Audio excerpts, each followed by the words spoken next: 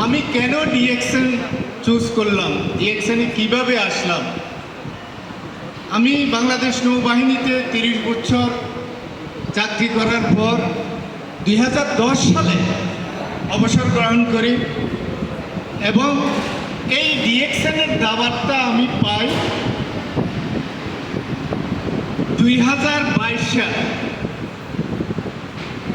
ঠিক আছে, কতগুলো বছর পার হয়ে গেল আমার অবসর জীবনে, কিন্তু ডিএক্সএনের দাওয়াত আমি পাই নাই। কিভাবে পেলাম? যখন আমার স্ত্রী অসুস্থ হয়েছে, আমি যখন চট্টগ্রাম মেডিকেলে ট্রিটমেন্টের জন্য গিয়েছি, ইসলামিক হাসপাতালে একটা স্টুডেন্ট ডিএক্সএনের একটা বক্স নিয়ে ঘুরতেছে আমার সামনে। 3টে অক্ষরে লেখা আছে ডিএক্সএন। ছেলেটাকে আমি ডাকলাম, আঙ্কেল এই জিনিসটা কি? বলতেছে যে এটা মালয়েশিয়ান একটা কোম্পানি, গ্যানোডার্মা মাশরুম মিশ্রিত প্রোডাক্ট। মাশরুমের প্রোডাক্ট দিয়ে এই আইটেমগুলো, পণ্যগুলোকে তৈরি করা হয়। এখন গ্যানোডার্মা মাশরুমটা কি তখন তো আমি জানি না।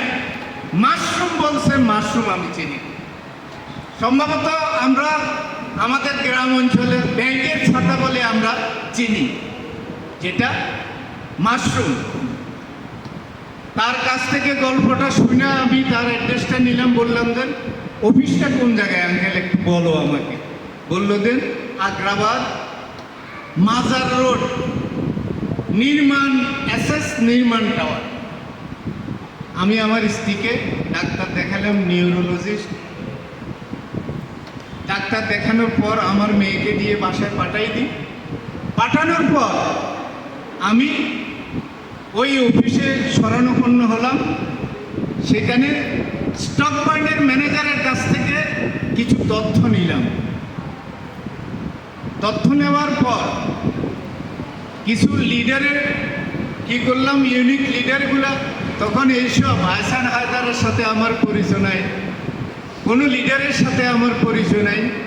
আমি কিছু প্রোডাক্ট সংগ্রহ করি।